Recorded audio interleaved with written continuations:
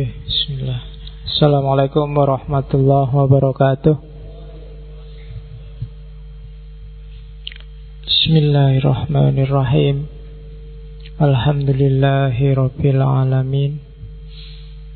Alhamdulillahi nahmaduhu wa nasta'inuhu wa nastaghfiruh wa na'udzu billahi min syururi anfusina wa min sayyiati a'malina.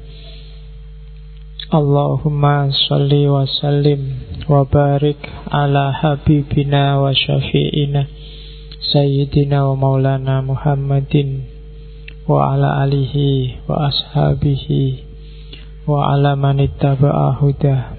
Amma ba'du. Bismillah, mari kita lanjutkan ngaji kita dalam sesi filsafat kebahagiaan. Malam ini minggu terakhir bulan Maret, kita nyampe ke tokoh terakhir, Ki Ageng Suryo Mentaram, tokoh Jawa. Setelah ini kita akan ganti tema. Di bulan April temanya yang agak keras sedikit. Kita akan ngomong politik. Saya ambil juga dari barat dan dari timur, sama kayak filsafat kebahagiaan. Kemarin kita sudah ngomong ideologi politik, sosialisme dan lain-lain. Kita lanjutkan itu di babak selanjutnya. Sama, mungkin kita ambil 4 aja, yang teori-teori yang agak alternatif. Mungkin yang pertama kita awali dari Thomas Hobbes dengan Leviathannya. Itu nanti yang jadi dasar kebernegaraan di barat selama ini, dengan segala kelebihan dan kecurangannya. Setelah itu kita ngomong tentang nazismenya Hitler. Nazi ya, bukan najis, Nazi. Naziisme, orang kenalnya nazisme. Politik yang luar biasa, gimana prasangka kelas masuk ke dalam politik. Setelah itu kita masuk Islam. Kita ketemu salah seorang tokoh besar politik yang sering dirujuk, Al-Mawardi, Ahkamus Sultaniyah. Setelah itu tokoh keempat ke Indonesia juga, sama kayak filsafat kebahagiaan, ditutup dengan Indonesia. Kita ke Indonesia, kita ketemu Soekarno dengan Marhainisme. Jadi setelah babak bahagia, kita ngomong babak politik. Setelah itu mungkin kita ganti tema lagi yang lebih lembut. Jadi kalau kemarin barat timur, sekarang kita nyari tema yang keras lembut. Nah, biar ada bedanya, biar nggak bosen. Sayanya maksudnya yang nggak bosen. Ya, kalian enak karek ngrungokke. Oke, malam ini kita ketemu tokoh besar spiritual Jawa. Sebagai catatan, tokoh Jawa zaman dulu itu jarang yang bukan spiritualis, karena hampir semua adalah tokoh spiritual. Karena modus berpikirnya filsafat timur termasuk Jawa itu biasanya selalu masuk ke ranah spiritual dan moral. Beda sama barat yang bisa berhenti di material dan fisik. Ki Ageng Suryo Mentaram ini tokoh abad 19 sebenarnya. Ketika Mataram masuk ke era-era, karena dia anaknya Hamengkubuwono Dia salah seorang anak dari 79 anaknya Hamengkubuwono ke-7. Jadi Hamengkubuwono ke-7 itu punya anak 79. Ya, saya tidak tahu dari berapa istri, tapi ya luar biasa itu, sudah bisa bikin sak kampung sendiri. Itu kan 79 itu kalau nikah punya anak, apalagi sampai punya cucu, itu bisa sak kecamatan, dihuni oleh sak keluarga. Nama kecilnya Armadji, lengkapnya Bendoro BRM. BRM itu Bendoro Raden Mas Kudi Armadji. Ya, nanti belakangan ketika nanti umur 18 tahun diangkat jadi pangeran dan gelarnya Bendoro Pangeran Haryo Suryo Mentaram. Jadi Suryo Mentaram itu gelar, mataharinya Mataram. Itu ketika dia muda, umur sekitar 18 tahun. Ya, karena dia bangsawan ningrat, waktu kecil pendidikannya terjamin. Dia masuk sekolah yang bagus, termasuk urusan agama dia dididik oleh Kiai Haji Ahmad Dahlan langsung. Jadi agamanya mantep, ilmu-ilmu yang lain juga mantep. Cuma Ki Ageng Suryo Mentaram ini orangnya gampang gelisah karena pikirannya tajam. Dan dia di keraton gak kerasan. Yang paling terkenal dari ceritanya Suryo Mentaram kan dia sampai tua nyari yang namanya manusia, golek menungso. Di keraton dia tidak ketemu manusia. Keluhnya nendi-nendi ra ketemu menungso. Dia nyari itu bertahun-tahun. Nanti ketemunya sudah tua, ketika dia sudah nikah dengan istrinya yang kedua. Jadi dia lama dia nyari manusia. Termasuk ketika dia kabur. Dia sempat kabur dari istana. Jadi ceritanya dia itu gelisah luar biasa. Kemudian minta sama ayahnya, sudahlah, jabatanku pangeran dicopot wae, ndak usah pangeran-pangeranan. Ayahnya ndak setuju. Hamengkubuwono 8 ini dia, ya ndak, ya pangeran, nggak boleh dicopot. Terus dia pokoknya pengen keluar istana, tapi ayahnya ini ngerti kalau dibiarin keluar istana hilang. Jadi pokoknya nggak boleh keluar istana. Bahkan ceritanya sampai minta izin naik haji aja nggak boleh sama ayahnya, karena khawatir nanti nggak kembali. Tapi akhirnya dia kabur. Kabur itu ketika di istana ada ontran-ontran. Dia juga ngalami banyak peristiwa pahit. Yang pertama, kakeknya dipecat. Jadi kakeknya ini patih. Zaman itu Patih Danurjo namanya. Dipecat. Dan setelah dipecat gak lama terus meninggal. Yang kedua, ibunya bukan dipecat. Nah, istri itu dia dicerai. Masuk istri dipecat. Ya, ibunya dicerai oleh Hamengkubuwono 8. Terus dikembalikan lagi ke Suryo Mentaram, disuruh ngopeni ibunya. Raja zaman itu kan gampang aja kan, sebenarnya nggak perlu dicerai juga, punya istri berapapun nggak ada yang komplain, pasti ada kasus. Dan yang terakhir istrinya sendiri meninggal setelah punya bayi umur 40 hari. Dan ini semakin bikin Suryo Mentaram galau.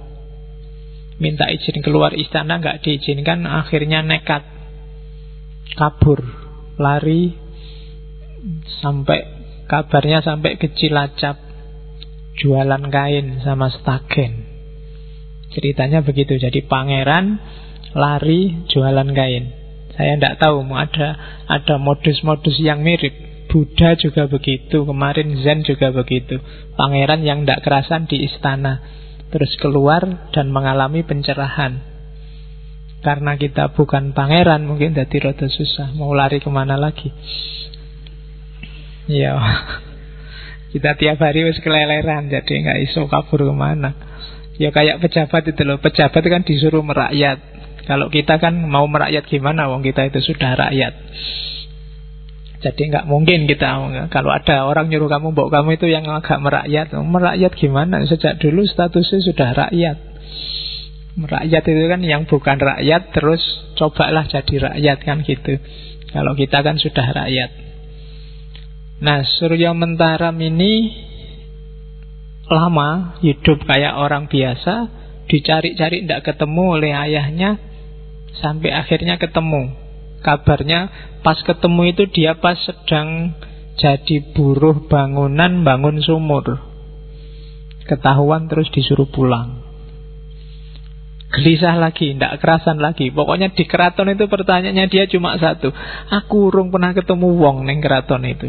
Dia tidak pernah ketemu yang namanya manusia. Yang ada hanya perintah, permintaan, pertolongan, pokoknya ambisi. Dan orang yang sejati dia tidak ketemu. Itu yang tiap hari bikin dia gelisah. Sampai nanti Hamengkubuwono VII meninggal, kakaknya yang meneruskan Hamengkubuwono VIII, dan Surya Mentaram minta agar dicopot jabatannya jadi pangeran, dikabulkan. Karena mungkin kakaknya ini ngerti seperti apa kegelisahan Surya Mentaram saat dia hidup di istana. Kalau kalian baca ceritanya yang khas itu waktu Hamengkubuwono VII meninggal, itu semua pangeran ikut mengiringkan sampai ke makam Imogiri. Pakaiannya juga pakaian kebesaran pangeran. Ya kayak kalian lihat waktu pawai-pawai itu, hanya Surya Mentaram yang tidak mau pakai pakaian kebesaran pangeran. Dia pakai kopiah biasa, kemudian pakai jas putih, tembelan-tembelan kayak orang nggak punya itu. Tembelannya kabarnya warnanya biru, terus bawa payungnya Cina itu, payung kertas itu dikepit gitu sambil bawa. Jadi orang yang tidak ngerti mesti, wah, pangerannya ditinggal mati bapaknya, terus stres sekarang. Jadi yang lain pakai kebesaran, dia hanya pakai seragam semacam itu. Dan pulangnya terus dia beli soto sambil kelesehan, dan itu semakin menguatkan cerita. Jangan-jangan ini Surya Mentaram ini memang stres. Cuma setelah keluar dari istana, dia mulai pengembaraannya untuk mencari jawaban siapa manusia. Semua tirakat dilakukan, baik tirakat versi kebatinan maupun versi agama-agama. Tidak cuma Islam, tirakat gaya Kristen juga dijalani, dijajali satu-satu. Mulai kalau Jawa itu kan banyak tirakat-tirakat, ada poso mutih, poso pati geni, poso ngerowot, poso ngidang, poso ngelowong, poso banyak macam-macam, dan itu dijajali satu-satu. Termasuk Islam, sholat tahajud, sholat puasa Daud, pokoknya dilatih semua, termasuk mungkin ritual-ritual tertentu dari agama-agama yang dia kenal. Bandingkan dengan kisahnya Siddhartha Gautama yang jajal semua ritual Hindu zaman itu, termasuk yoga-yoga yang menyiksa diri. Dan itu dilakukan juga oleh Surya Mentaram. Tapi tetap dia tidak dapat jawaban. Sampai kemudian dia nikah lagi, kemudian tinggal di satu desa namanya Desa Mbringin. Desa Mbringin itu daerah Salatiga, Solo Tigo agak ke utara. Di situ dia bikin rumah, dan disitulah nanti dia dari Pangeran Haryo Surya Mentaram dikenal oleh orang sana sebagai Ki Gede Surya Mentaram, belum Ki Ageng. Ki Ageng nanti belakangan. Dia dikenal sebagai Ki Gede Surya Mentaram atau Ki Gede Mbringin. Dia dikenal sebagai orang tua di sana, dianggap pinter, wong tirakate oke. Kalau orang Jawa itu lihat orang banyak tirakat kan dianggap wong pinter, setengah-setengah dukun. Ya, zaman itu dianggap itu. Jadi orang kampung itu kadang-kadang kan nggak ngerti, pokoknya wong pinter ya dianggap pinter apa wae. Sekolah aja kan di kampung saya nggak ada orang kuliah. Begitu saya pulang dianggap cah sekolahan. Cah sekolahan ki apa-apa ya mesti iso. Termasuk kalau ada sanyo macet, lampu mati. Kudu iso kalau kamu ndak masuk cah sekolahan. Dan harus menang kalau ngelawan yang ndak sekolah. Kok cah sekolahan kalah sama yang ndak sekolah, harus malu kamu. Nah, itu logika di masyarakat Jawa. Zaman itu juga begitu. Nah, nanti Ki Gede Suryo Mentaram ini yang pindah ke Beringin, sebenarnya dia juga punya rumah yang sekarang yang rumah itu sekarang jadi perguruan taman siswa itu. Yang di situ dia punya beberapa teman, tempat ngumpul-ngumpul dia dan teman-temannya tiap malam Selasa Kliwon. Kalau di sini Selasa Kliwon kan ngaji hikam itu, ngaji hikam ya. Jadi malam Selasa Kliwon itu ngumpul 9 orang yang mengkaji macam-macam, semacam sarasehan. Yogi Gede Suryo Mentaram, nama yang lain saya lupa, yang saya ingat cuma satu, Ki Hajar Dewantoro.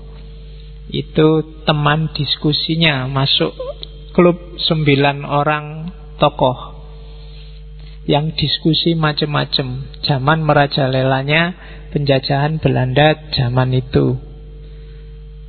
Dan dari situlah nanti muncul gagasan untuk mendidik masyarakat sehingga lahir taman siswa. Dan taman siswa itu yang bagian didik anak-anak muda itu jatahnya Ki Hajar Dewantoro. Yang bagian didik orang-orang tua jatahnya Ki Gede Suryo Mentaram. Jadi ini pendidikan untuk orang-orang tua. Makanya kadang-kadang ajaran-ajarannya disebut ilmu tua. Ilmu tua itu bukan ilmunya yang tua, tapi biasanya yang bisa nangkep itu orang-orang tua. Orang muda apa enggak bisa? Bisa, paham bisa. Cuma menjalani, menangkap dan menghayati dan menjalani masih belum. Karena orang muda ada gejolaknya sendiri, makanya sering disebut ilmu tua. Dan itu yang dari situlah nanti Ki Gede Suryo Mentaram oleh Ki Hajar Dewantoro diganti Ki Gedenya jadi Ki Ageng Suryo Mentaram. Dan salah satu tokoh sebenarnya perjuangannya penting, Ki Ageng Suryo Mentaram dan kawan-kawan inilah nanti yang ketika ganti penjajahan Jepang, dia dan teman-temannya ngirim surat ke Jepang untuk dikasih fasilitas membentuk pasukan. Dan surat permohonan ini dituruti dan lahirnya namanya peta. Bagi yang belajar sejarah nanti kan tahu pasukan bentukan Jepang yang namanya peta. Itu diawali dari usulannya Ki Ageng Suryo Mentaram, karena ingin agar Indonesia juga punya tenaga militer zaman itu. Jadi sebenarnya dia bagi saya pahlawan, meskipun belum dilantik sebagai pahlawan nasional. Yo, dari peta itu kan nanti lahir beberapa tokoh termasuk Supriyadi yang terkenal, monumental karena pahlawan yang tidak jelas sudah mati apa belum itu kan Supriyadi. Ya kapan-kapan kita ngobrol itu. Oke. Nah, termasuk juga Suryo Mentaram ini pernah nulis sebuah buku kecil judulnya Jimat Perang. Dan itu nanti yang diberikan pada Soekarno. Dan Soekarno sering ceramah dengan bahan buku kecil itu. Cari di internet nanti banyak foto-foto ketika Soekarno konsultasi sama Ki Ageng Suryo Mentaram.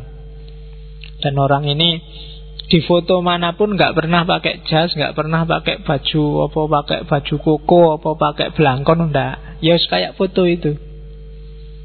Kemana-mana ya pokoknya pakai kostum yang kayak orang biasa. Nah, itu keistimewaannya Ki Ageng Suryo Mentaram. Malam ini kita hanya nyuplik salah satu konsepnya tentang kebahagiaan. Kadang disebut sebagai kawruh bejo. Ya, jadi bejo itu bukan untung ya. Kalau kamu sering memahami bejo itu kan untung, tapi bejo itu sebenarnya hakikatnya bahagia. Kalau untung itu kan seolah-olah kebetulan untung, tapi bejo itu bahagia. Jadi kalau orang bejo minum tolak angin, iya, itu sebenarnya tidak logis. Sudah bahagia kok tidak minum tolak angin. Kecuali kalau sudah minum tolak angin pasti bejo. Itu kalau berani pakai itu tidak apa-apa. Tapi kalau dibalik hanya orang bejo yang minum tolak angin, itu yang secara logika banyak kontradiksi. Kawruh bejo. Mungkin setelah malam ini bisa diingat-ingat semua kajian yang lalu. Nanti akan terasa bahwa baik filosof barat maupun filosof timur, termasuk filosof Indonesia bahkan Jawa, sebenarnya kebahagiaan itu letaknya di situ dan semacam itu. Mirip-mirip semua. Oke, kita lihat ya. Ada apa? Ini keywordnya kalau masuk ke Suryo Mentaram.